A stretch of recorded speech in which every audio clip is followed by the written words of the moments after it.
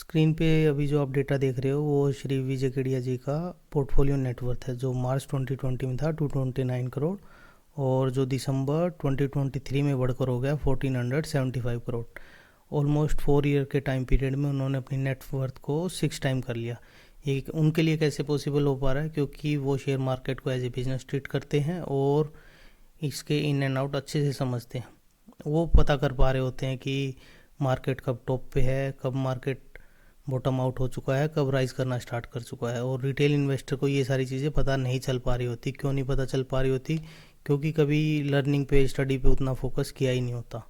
अगर आप चाह रहे हो कि आप शेयर मार्केट की लर्निंग स्टार्ट करें तो आप मेरे साथ कर सकते हैं। मेरा नाम योगेश सोनी है और मैं एक इनिशिएटिव ले रहा हूँ। मेरे जितने भी सब्सक्राइबर होंगे उनके साथ उनको सिस्टमेटिक वे में सीखने को मिलेगा, ये मैं आपसे प्रॉमिस कर रहा हूँ। शेयर मार्केट का अगर फर्स्ट स्टेप अगर आप सीखना चाह रहे हो, आज बेसिकली डाउ थ्योरी के ऊपर हम लोग बात करेंगे। डाउ थ्योरी आपको पता होनी चाहिए। डाउ थ्योरी क्या कहती है? मैं अभी इंडिविजुअल कैंडल के बारे में बात नहीं करूँगा, वो मैं सेपरेट वीडियो बनाने वाला हूँ। केवल आप आज डाउ थ्योरी सीख के जाने वाले हो। डाउ थ्योरी क्या बोलती है? अगर कोई भी शेयर बॉटम आउट हो चुका है और वो ऊपर राइज करना स्टार्ट कर दिया है, अब इसमें आप राइज करते हुए शेयर को देखने वाले हो कि वो राइज कैसे करेगा। कोई भी शेयर स्ट्रेट लाइन में 90 डिग्री एंगल पे, 80 डिग्री एंगल में राइज नहीं करने वाला है। वो एक लो बनाएगा, उसके बाद पहला हाई बनने वाला है, उसके बाद जो लो बनेगा ना वो हायर लो बनने वाला है। ये अगर आप देख पा रहे हो, ये भारतीय एयरटेल का चार्ट है। ये 2019 में वो बॉटम आउट हुआ, उसके बाद उसने पहला हाई बनाया, उसके बाद जो लो बनाया ना वो हायर लो बनाया। और हमें कैसे इन्वेस्ट करना है? बेसिकली शेयर मार्केट 90% एग्जीक्यूशन का गेम है। अगर आप यहाँ पे फाइंड आउट कर पा रहे हो तो ठीक है, आप इन्वेस्ट करो। अगर यहाँ पे फाइंड आउट नहीं कर पा रहे तो सिंपल प्रिंसिपल रखो, जैसे ही इस हाई को ब्रेक करेगा, मंथली टाइम फ्रेम में इसने ब्रेक किया, उसके बाद आप एंटर कर जाओ और आपका शेयर मोमेंटम गेन करेगा थोड़े टाइम बाद और आपको अच्छे रिटर्न मिलने वाले हैं।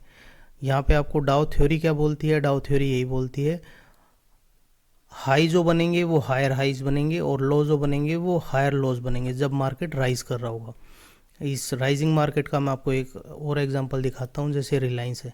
रिलायंस 2020 में बॉटम आउट हुआ, उसके बाद उसने पहला हाई बनाया है और ये जो लो बना है ये हायर लो बना है, ये अगर आप देख पा रहे हो।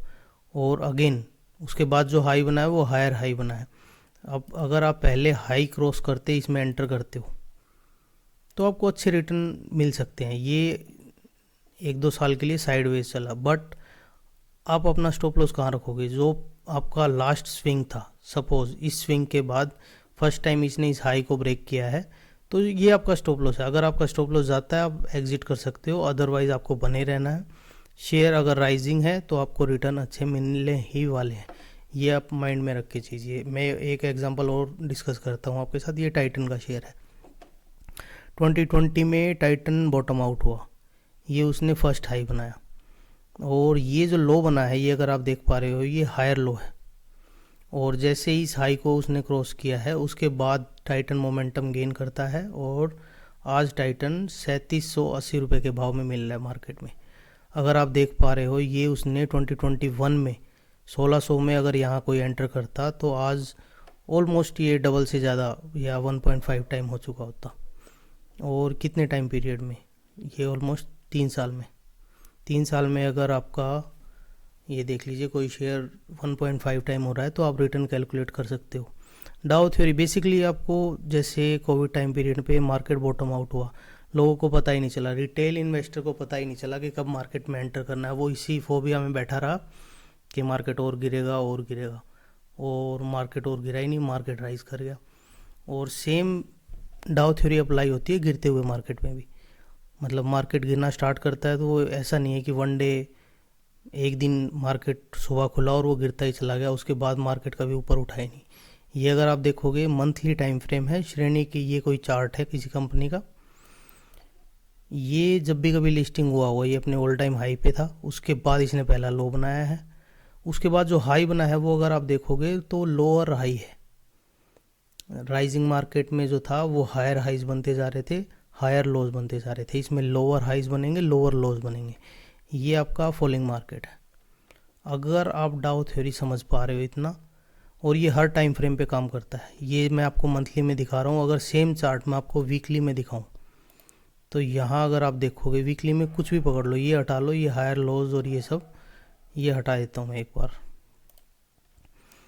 यहाँ अगर आप देखोगे ये इसने एक सेकेंड, ये इसने एक लो बनाया, या इस लो को पकड़ लीजिए, ये लो बनाया, ये वीकली टाइम फ्रेम है। उसके बाद ये हाई बनाया, उसके बाद ये हायर लोज बनाया, फिर ये हायर हाइज बनाया, फिर ये हायर लोज बनाया, फिर ये हायर हाइज बन रहा है। ये वीक में भी काम करता है और सिमिलरली ये डेली टाइम फ्रेम पे भी काम करता है। ये भी अगर आप देखोगे ये डेली टाइम फ्रेम है। यहाँ पे भी अगर आप देख पा रहे हो, किसी भी आप बॉटम को पकड़ो, ये बॉटम है, ये हाई बना, उसके बाद ये लो बना, फिर ये हायर हाइज, फिर ये लो, फिर हायर हाइज, फिर ये लो, हायर लोज बनते जाएंगे, हायर हाइज बनते जाएंगे। डाउ थ्योरी बेसिकली यही बोलता है, अगर राइजिंग मार्केट है हायर लोज बनते जाएंगे, हायर हाइज बनते जाएंगे। अगर फॉलिंग मार्केट है लोअर हाइज बनते जाएंगे और लोअर लोज बनते जाएंगे। अगर आपको डाउ थ्योरी अच्छा लगा तो कमेंट करके आप बता सकते हैं, और अपनी तरफ से कोई भी चार्ट आप शेयर कीजिए, उसकी हम स्टडी करेंगे, आपको बताएंगे उसमें डाउ थ्योरी कौन क्या चीज़ फॉलो कर रहा है, राइजिंग में है या फॉलिंग में है। इसके अलावा अगर आप कोई और चार्ट डिस्कस करना चाहते हैं तो वो भी कमेंट बॉक्स में आप हमें बता सकते हैं।